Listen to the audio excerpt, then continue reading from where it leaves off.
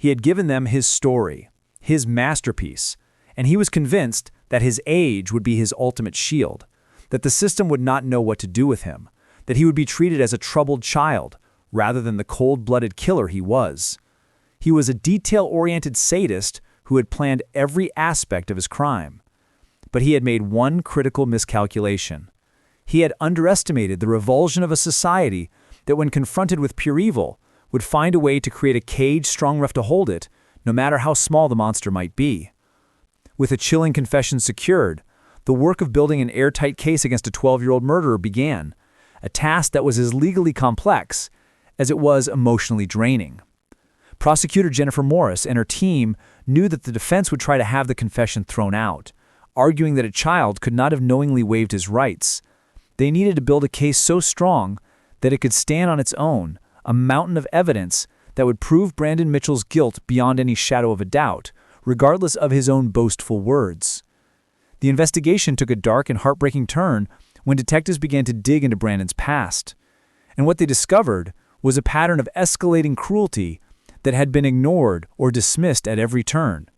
They found evidence that Brandon had a long and hidden history of torturing and killing neighborhood animals, acts of sadism that were a classic precursor to violence against humans. Neighbors recounted stories of missing pets, of finding small animals mutilated in the woods behind their homes, incidents they had chalked up to wild predators, never imagining the predator was the quiet boy who lived down the street. The most damning discovery, however, was a series of ignored pleas from Brandon's own younger sister.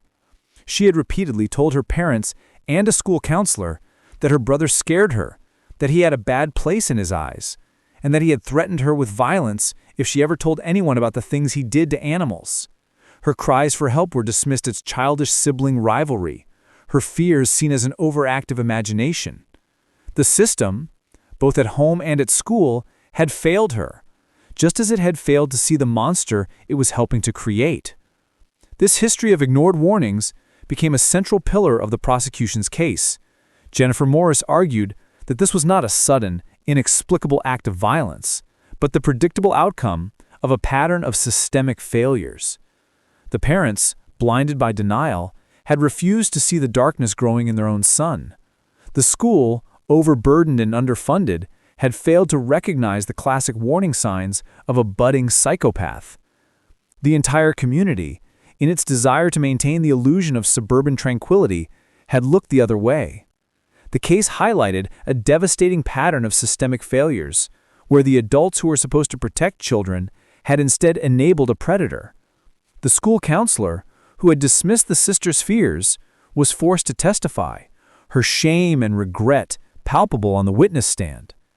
She admitted that she had not taken the claims seriously, that she had seen Brandon as a quiet, if slightly withdrawn child, not a potential killer.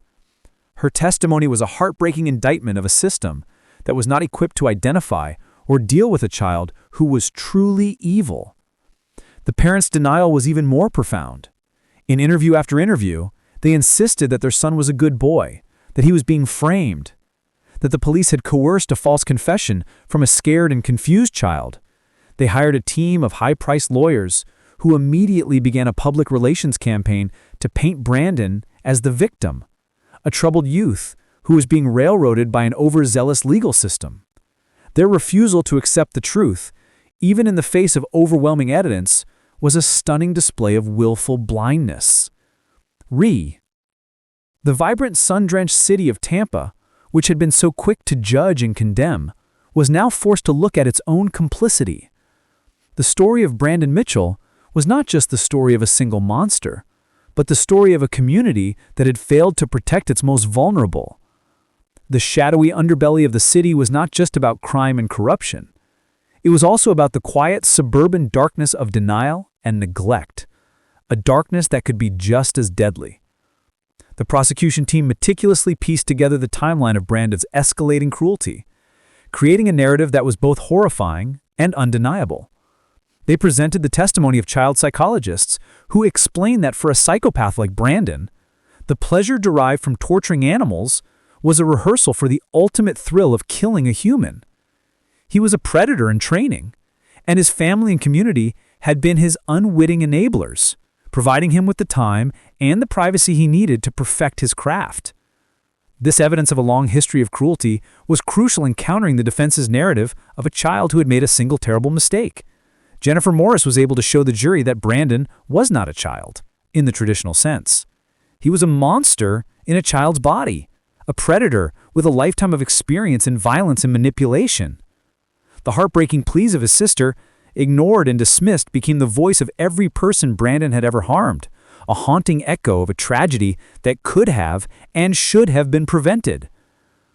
The case of Brandon Mitchell was a wake-up call for the city of Tampa, a horrifying lesson in the consequences of ignoring the warning signs of childhood psychopathy. The systemic failures that had allowed him to kill were now laid bare for all to see, a shameful and public record of a community's failure. The trial was no longer just about seeking justice from Michael Thompson. It was about holding a mirror up to a society that had allowed one of its own children to become a monster who had been hiding in plain sight all along. In the months leading up to his trial, Brandon Mitchell's behavior in juvenile detention only served to reinforce the prosecution's portrait of a remorseless and narcissistic predator. He showed no signs of guilt or sadness, no indication that he understood the gravity of his actions. Instead, he treated his incarceration as a minor inconvenience, an annoying interruption to his life, and his primary focus was not on his crime, but on the perceived injustices of his confinement.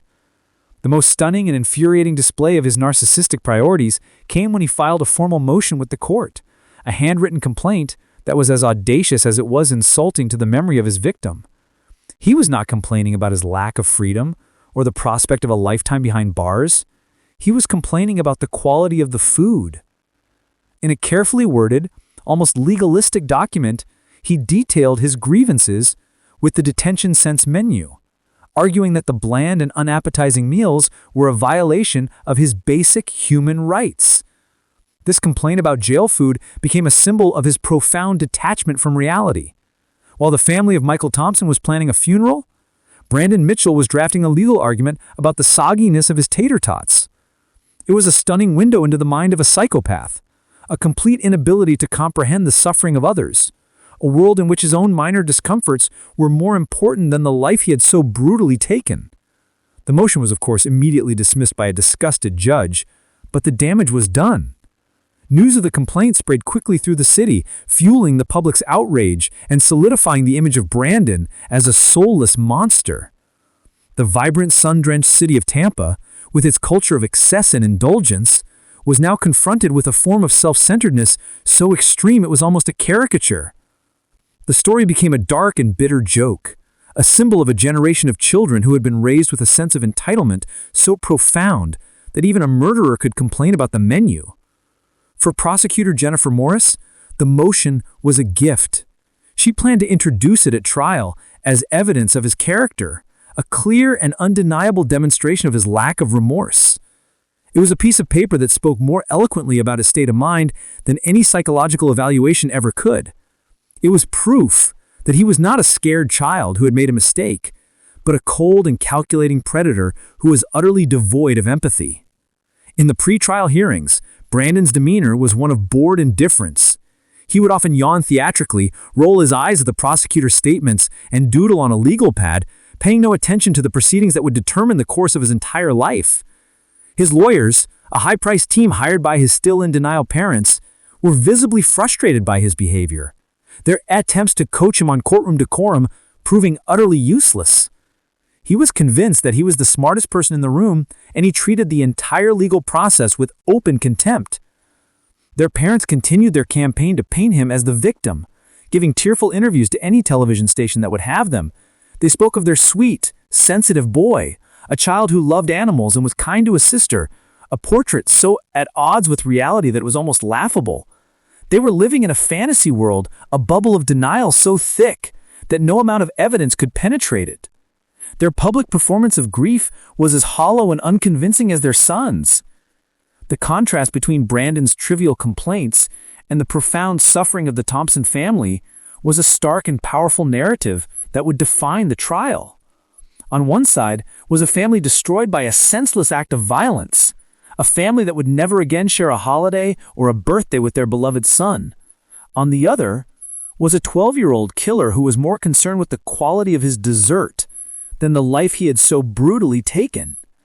It was a moral chasm so wide that it left no room for sympathy or understanding. The complaint about the food was more than just an act of arrogance. It was a form of psychological warfare.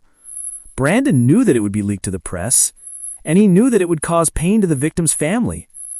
It was a way for him to continue to exert control, to remind the world that even behind bars, he was still the one pulling the strings. It was a final sickening taunt from a monster who derived pleasure from the suffering of others. As the trial date approached, the city of Tampa braced itself for a legal spectacle unlike any it had ever seen. The case was no longer just about a murder. It was about the nature of evil itself, about the question of whether a child could truly be born without a soul. The complaint